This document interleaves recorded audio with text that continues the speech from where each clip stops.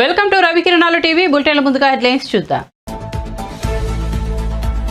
కేంద్ర ఎన్నికల సంఘం సమావేశానికి హాజరైన చంద్రబాబు పవన్ వీళ్లను వదిలేస్తే అరాచకమేనని చెప్పామన్న చంద్రబాబు. ఏపీ ఎన్నికలను కేంద్ర ఎన్నికల సంఘం సీరియస్ గా తీసుకుందన్న పవన్ కళ్యాణ్.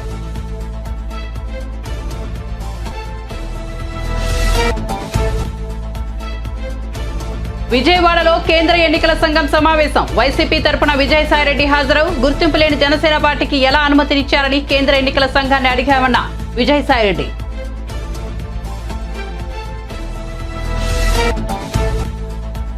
రెండు 2019లో నేను ఓడిపోవడానికి బీఆర్ఎస్ నేతల వైఖరే కారణమన్న కల్వకుంట్ల కవిత.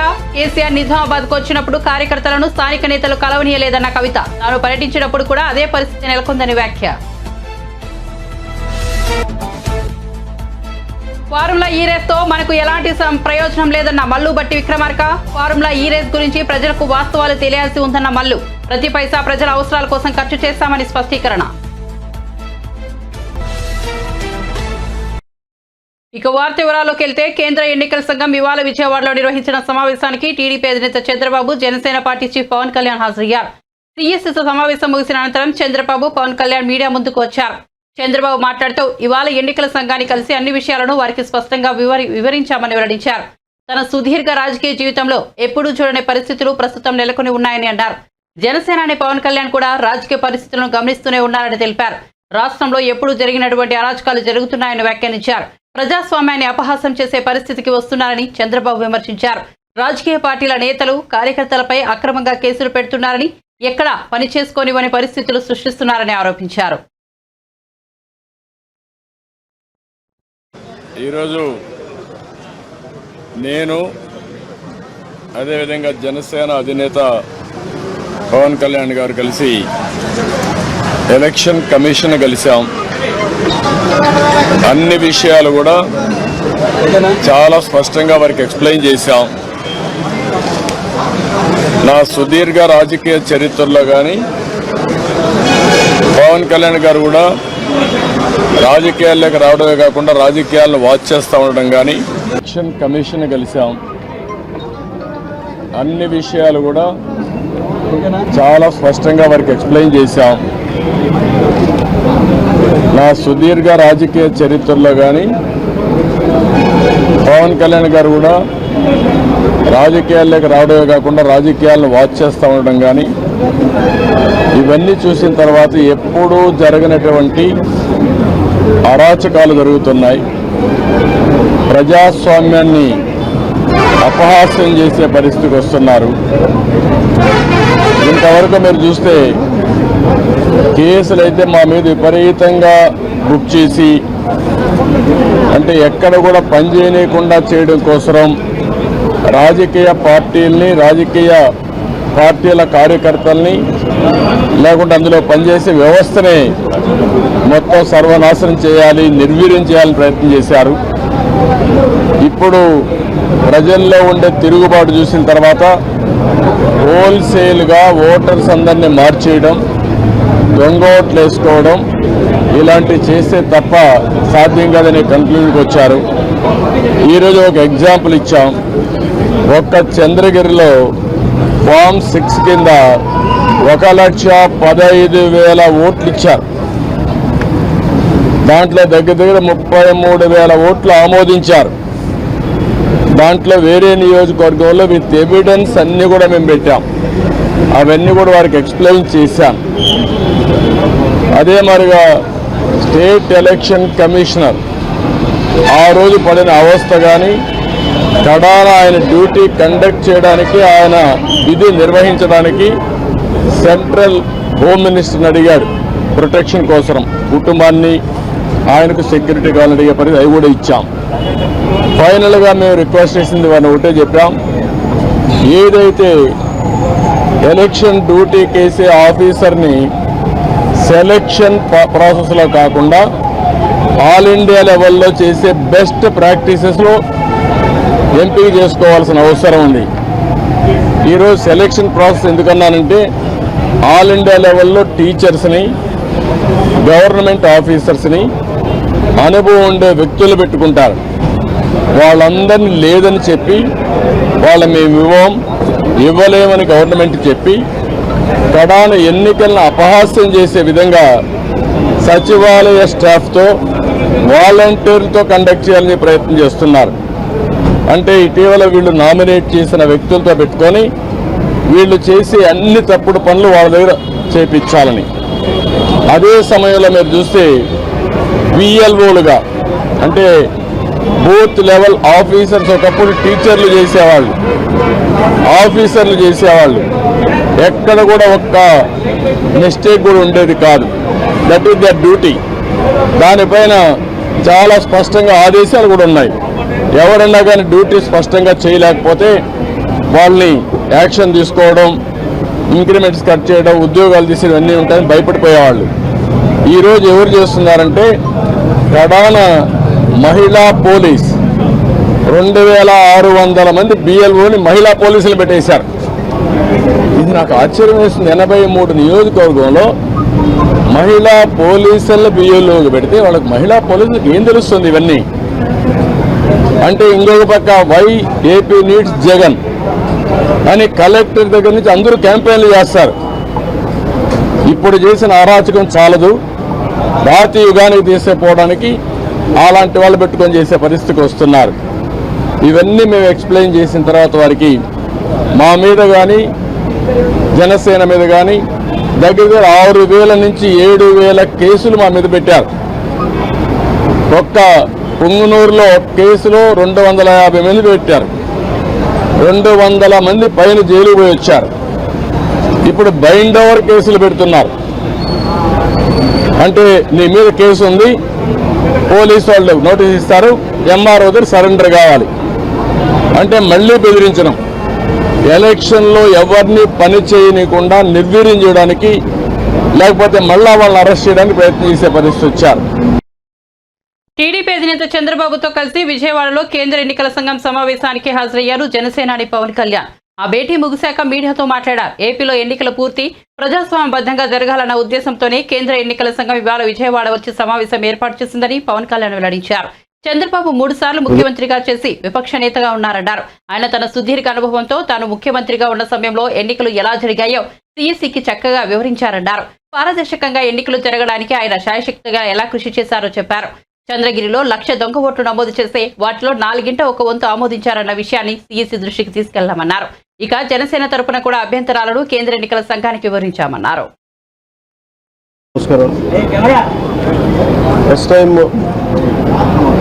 చాలా కాలం తర్వాత ఫుల్ ఎలక్షన్ కమిషన్ రావడం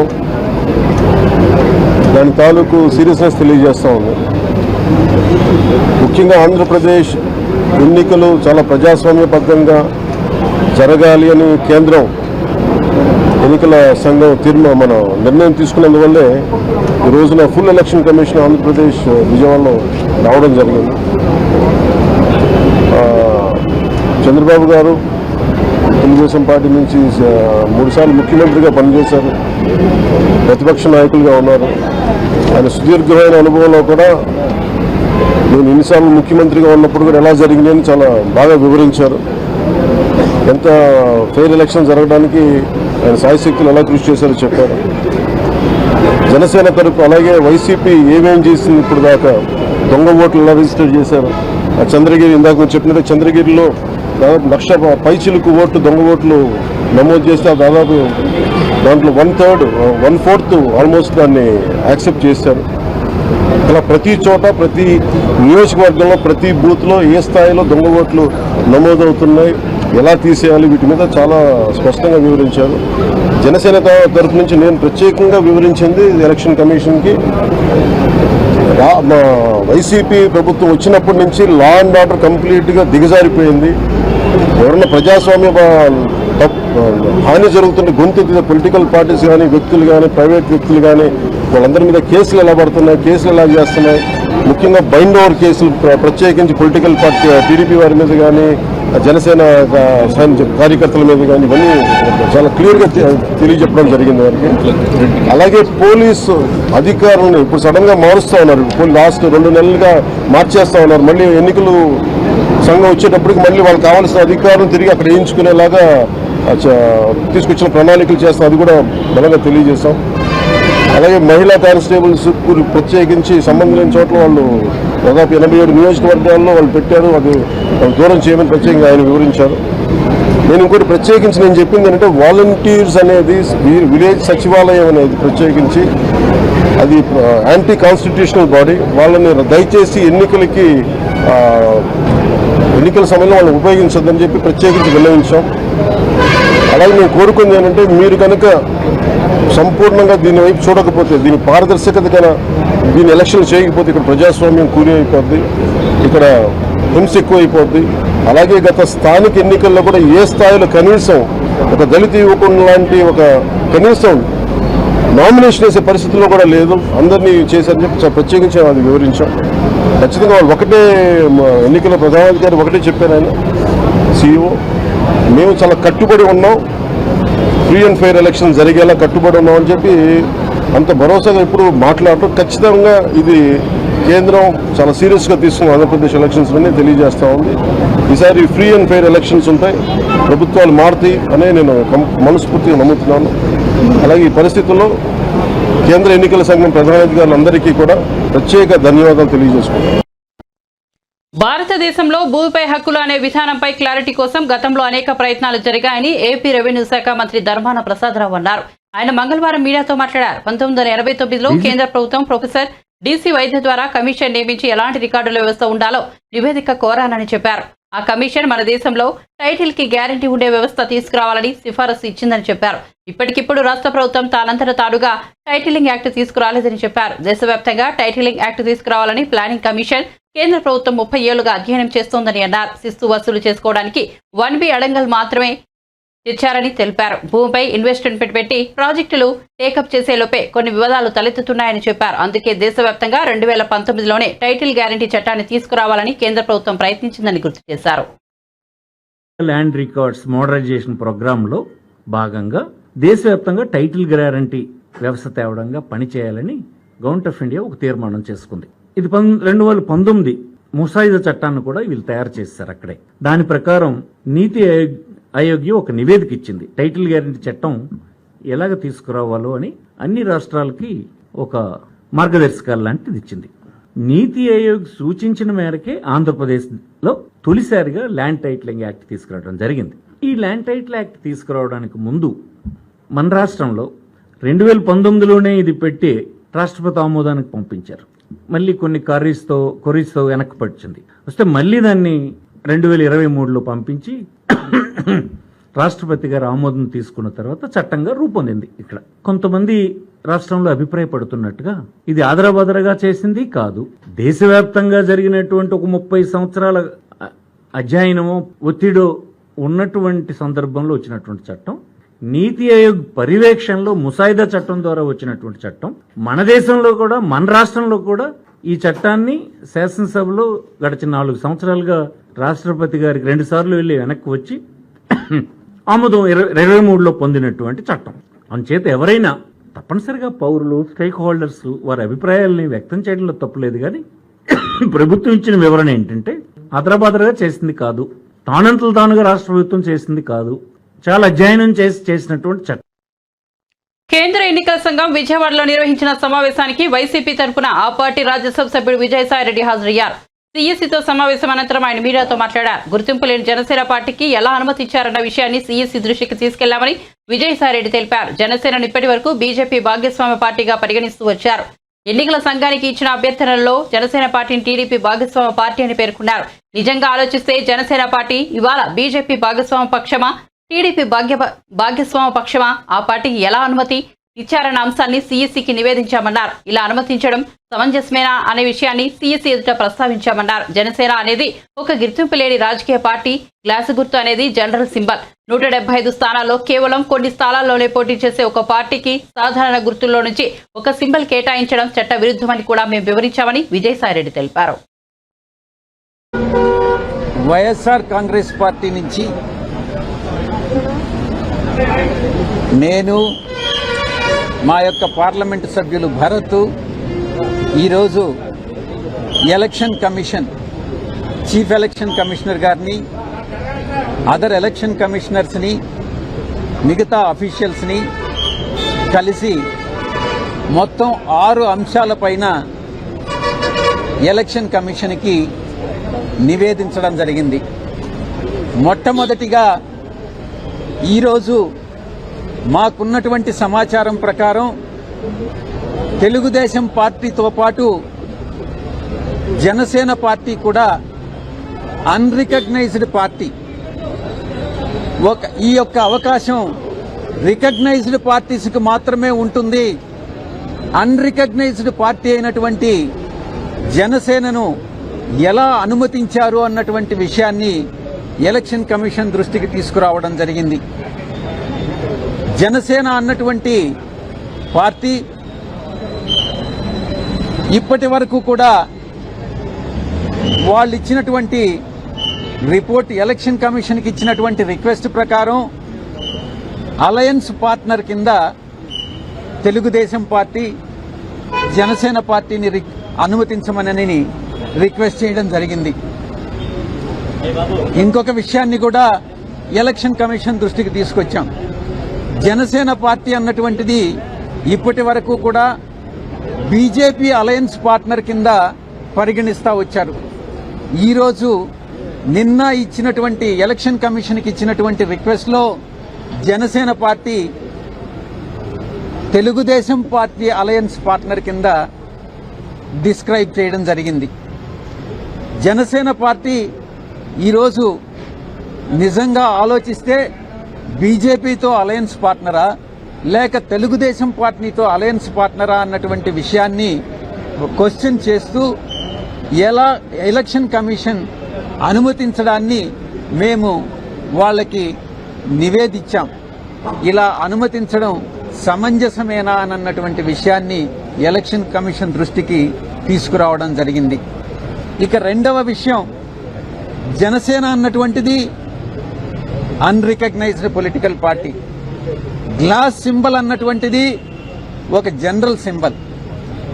అటువంటి సింబల్ని గతంలో 2019 ఎన్నికల్లో గడిచినటువంటి ఎన్నికల్లో glass symbol throughout the state ఇవ్వడం జరిగింది. అటువంటి సింబల్ని, కామన్ సింబల్ని ఒక పొలిటికల్ పార్టీకి రాష్ట్ర వ్యాప్తంగా కొన్ని స్థానాల్లో 175 స్థానాల్లో కొన్ని స్థానాల్లో పోటీ చేసేటటువంటి ఒక రాజకీయ పార్టీకి ఒక సింబల్ కేటాయించడం జనరల్ సింబల్లో నుంచి అది చట్ట విరుద్ధం అది అన్నటువంటి విషయాన్ని కూడా మేము ఎలక్షన్ కమిషన్కి నివేదించడం జరిగింది. ఈ 2 విషయాలు కాకుండా మరొక విషయం, మూడవ అంశం, కోనేరు సురేష్ అనేటటువంటి వ్యక్తి, ఇతను తెలుగుదేశం పార్టీ ఎలక్టోరల్ సెల్ లో ఏదో సమ్ పొజిషన్లో ఉన్నాడన్నమాట. ఇతను ఒక బల్క్ కంప్లైంట్ని, ఒక ఇంచుమించుగా 10 లక్షల పైచిలుకు ఓట్లన్నీ కూడా ఆంధ్ర రాష్ట్రంలో బోగస్ ఓట్లు అన్నటువంటి కంప్లైంట్ని chief electoral officer Andhra Pradesh chief formula E రేస్తో రాష్ట్రానికి వచ్చే ప్రయోజనం ఏమీ లేదని ఉప ముఖ్యమంత్రి మల్లుబట్టి విక్రమార్క అన్నారు. మంగళవారం ఆయన మీడియాతో మాట్లాడుతూ ఫార్ములా ఈ రేస్ పై మాజీ మంత్రులు, బీఆర్ఎస్ నేతలు చేసిన ఆరోపణలను తిప్పికొట్టారు. ఫార్ములా ఈ రేస్ గురించి ప్రజలకు వాస్తవాలు తెలియాల్సి ఉందన్నారు. సెక్రటేరియట్ బిజినెస్ రూల్స్ ప్రకారం ఫార్ములా ఈ రేస్ కు అనుమతి లేదన్నారు. వాళ్ళెవరో హైదరాబాద్ కు వచ్చి వెళ్లడానికి 100 కోట్లు కట్టాలా అని ప్రశ్నించారు. ఇది బిజినెస్ రూల్స్ కు భిన్నమైనదన్నారు. ప్రతి పైసా రాష్ట్ర ప్రజల అవసరాల కోసం ఖర్చు చేస్తామని స్పష్టం చేశారు. గత ప్రభుత్వం రాష్ట్ర ప్రయోజనాలను తాకట్టు పెట్టిందని ఆరోపించారు. ఫార్ములా ఈ రేస్ పై మాజీ మంత్రులు అనవసరమైన ఆరోపణలు చేస్తున్నారన్నారు. ఈ రేస్ విషయంలో తమ ప్రభుత్వం సరైన చర్యలు తీసుకోలేదని, ఈ రేస్ వెనక్కి వెళ్లడంతో నష్టమని విమర్శలు చేస్తున్నారని, కానీ అది వెనక్కి వెళ్లడంలో మనకు వచ్చిన నష్టమేమీ లేదన్నారు. ఓ కంపెనీ టికెట్లు అమ్ముకొని లబ్ధి పొందిందని, ఇందులో 3 వాటాదారులు ఉన్నారన్నారు.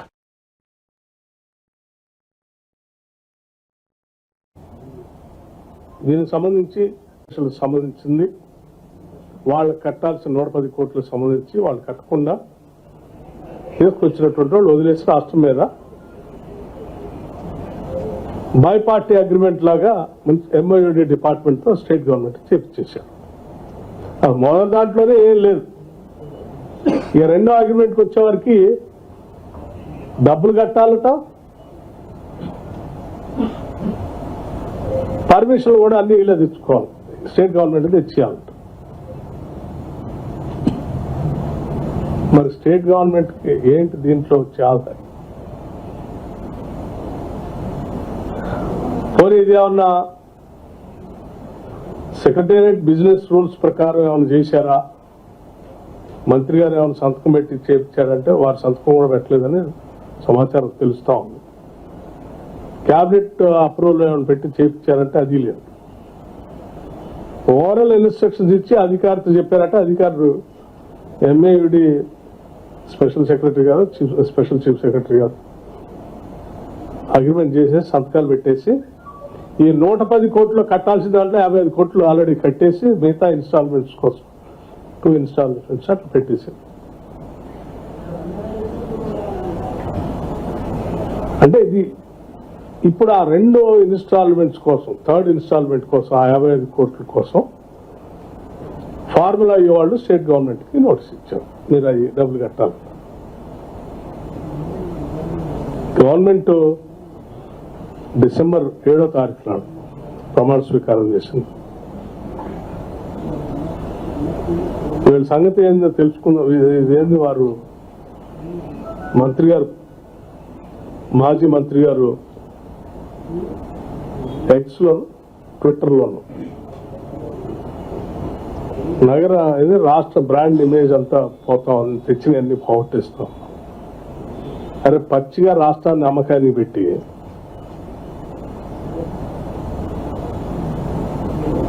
ఒకటేమో ఆ కంపెనీకి వస్తే ఇంకోటి ఫార్ములా ఎగిరేసు. మరి రాష్ట్రం ఏంటి రాష్ట్రానికి వచ్చే ఆదాయం వీటన్నిట్లో అంటే లేదు. వాళ్ళు వచ్చి అక్కడికి వచ్చి చూసిపోతే హైదరాబాద్ నగరం ఏదో దొరుకుతుంది. వాళ్ళు చూసిపోవటానికి 110 కోట్లు కట్టాలా? అవి కాకుండా ఇన్ఫ్రాస్ట్రక్చర్ డెవలప్ చేయడానికి మళ్ళీ అది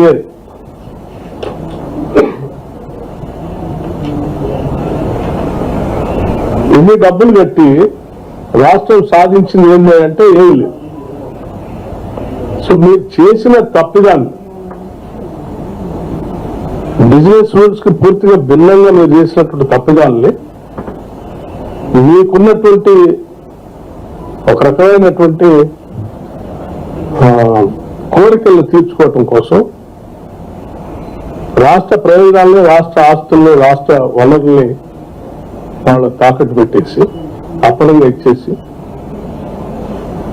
జరిగే నష్టాన్ని కాపాడిన రాష్ట్ర ప్రజల కోసం ఇప్పుడు వచ్చిన ప్రభుత్వం ప్రయత్నం చేస్తుంటే రాష్ట్రానికి నష్టం చేస్తా ఉంది. ఏపీలో అంగన్వాడీ వర్కర్స్ హెల్పర్లు సమ్మెలోకి దిగారని, వారు తెగేదాకా లాగొద్దు, తర్వాత తీవ్ర చర్యలుంటాయని ప్రభుత్వ సలహాదారు సజ్జల రామకృష్ణారెడ్డి హెచ్చరించారు. తాడేపల్లి క్యాంపు కార్యాలయంలో ఆయన మీడియాతో మాట్లాడుతూ అంగన్వాడీ కార్మికులతో మొదట్లో అధికారులు, తర్వాత మంత్రుల బృందం చర్చలు జరిపారని చెప్పారు. మొన్న వీరిపై ఎస్మా ప్రయోగిస్తూ జీవో తెచ్చామని వార్నింగ్ ఇచ్చారు.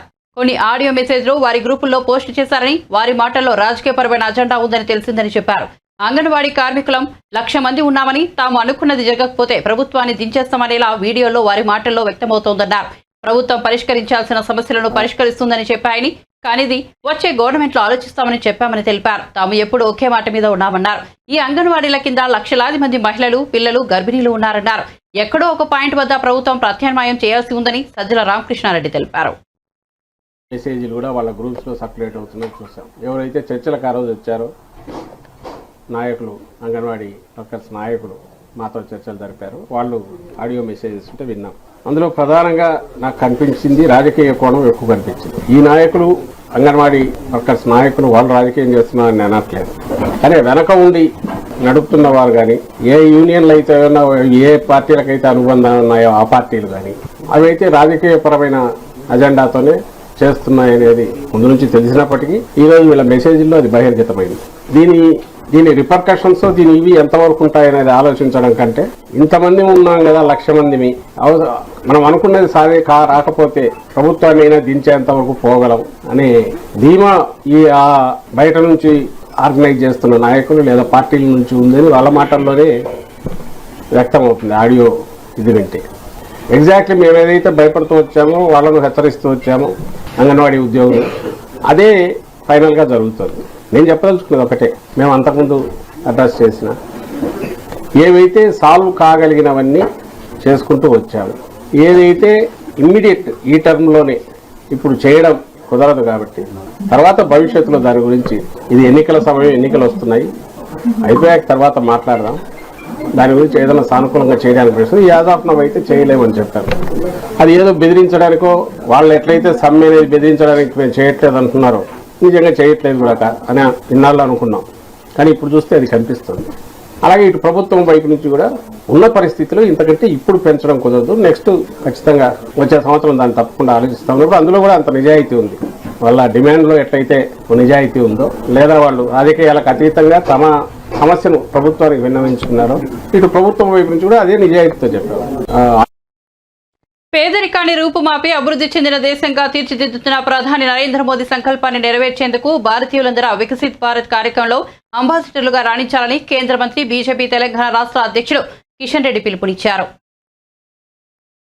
స్వాతంత్రం వచ్చిన తర్వాత మన దేశానికి అధినేతలుగా ఉన్నటువంటి అనేక మంది, కొద్ది మంది తప్ప అనేక మంది కూడా దేశాన్ని ఏ రకంగా ముందుకు తీసుకెళ్లాలో మరి ఆ దిశలో ప్రయాణం చేయలేదు. కాబట్టి ఈ రోజు వరకు కూడా 75 సంవత్సరాల తర్వాత కూడా మన దేశంలో పేదరికము, బీదరికము, నిరుద్యోగము, మౌలిక వసతుల లేమి అన్ని రకాలుగా మనకు కనిపిస్తుంది. గ్రామీణ ప్రాంతాలలో విద్య, వైద్య సౌకర్యాలు అందుబాటులో లేనటువంటి పరిస్థితి, రోడ్లు లేనటువంటి పరిస్థితి, అనేక రకాల సహజంగా ఉన్నటువంటి వృత్తులు కోల్పోతున్నటువంటి పరిస్థితి, గ్రామాల నుంచి ప్రజలందరూ కూడా పట్టణ ప్రాంతాలకు వలస వెళ్తున్నటువంటి పరిస్థితి. దానికే ఈ రోజు నరేంద్ర మోడీ గారి ప్రభుత్వము ఒక అంకిత భావంతో ఈ రోజు దేశాన్ని ఒక అభివృద్ధి చెందిన దేశంగా తీసుకురావాలి. దానికి ఒక ప్రధానమంత్రి గారు ఒక భారతీయ జనతా పార్టీ కాదు, ఒక కేంద్ర ప్రభుత్వం కాదు, ఈ దేశంలో ఉన్నటువంటి ప్రతి యువత ఈ యొక్క వికసిత్ భారత్ అంబాసిడర్ గా మారి దేశ అభివృద్ధిని ముందుకు తీసుకెళ్లాలి. దానికోసం ప్రతి ఒక్కరు కూడా మరి నేను సైతం అనే విధంగా ఈ దేశ అభివృద్ధిలో భాగస్వాములు కావాలనేదే ఈరోజు ప్రధానమంత్రి గారు ఆకాంక్ష. మనం చూస్తా ఉన్నాం, ప్రపంచమంతా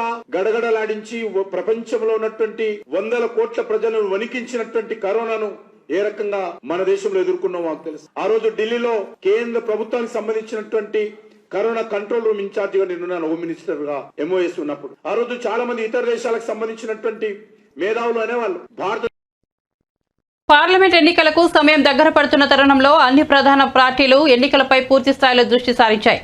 సమీక్షలను నిర్వహిస్తూ గత పొరపాట్లను సరిదిద్దుకునే ప్రయత్నం చేస్తున్నాయి. తాజాగా బీఆర్ఎస్ ఎమ్మెల్సీ కల్వకుంట్ల కవిత చేసిన వ్యాఖ్యలు చర్చనీయాంశంగా మారాయి. 2014 పార్లమెంట్ ఎన్నికల్లో నిజామాబాద్ నియోజకవర్గం నుంచి కవిత గెలుపొందారు. అయితే 2019 ఎన్నికల్లో బీజేపీ అభ్యర్థి ధర్మపురి అరవింద్ చేతిలో ఓటమి పాలయ్యారు. మరోవైపు ఆ ఎన్నికల్లో బీజేపీకి కాంగ్రెస్ పార్టీ పరోక్షంగా సహకరించిందంటూ బీఆర్ఎస్ నేతలు అప్పట్లో విమర్శించారు.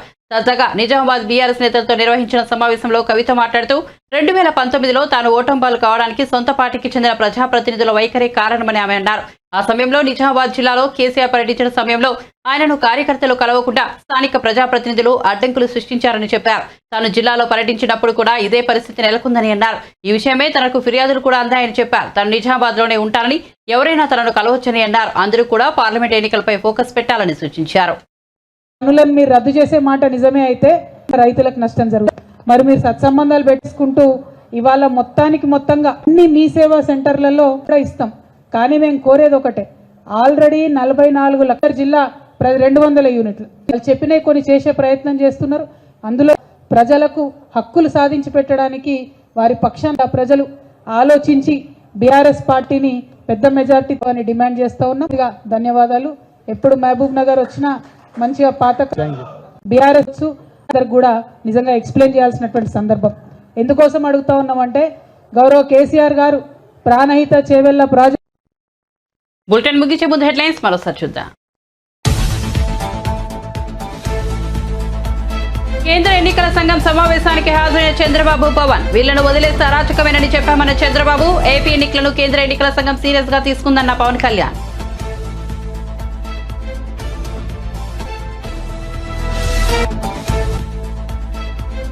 విజయవాడలో నేడు కేంద్ర ఎన్నికల సంఘం సమావేశం. వైసీపీ తరఫున విజయసాయిరెడ్డి హాజరు. గుర్తింపు లేని జనసేన పార్టీకి ఎలా అనుమతించారని కేంద్ర ఎన్నికల సంఘాన్ని అడిగామన్న విజయసాయిరెడ్డి.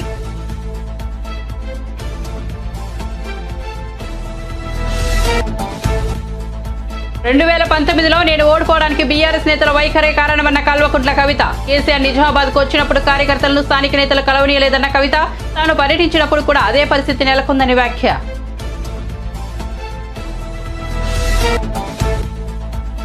ఫార్ములా ఈ రేస్ తో మనకు ఎలాంటి ప్రయోజనం లేదన్న మల్లు బట్టి విక్రమార్క. ఫార్ములా ఈ రేస్ గురించి ప్రజలకు వాస్తవాలు తెలియాల్సి ఉందన్న మల్లు. ప్రతి పైసా ప్రజల అవసరాల కోసం ఖర్చు చేస్తామని స్పష్టీకరణ. మరిన్ని అప్డేట్స్ కోసం చూస్తూనే ఉండండి రవికిరణాల టీవీ.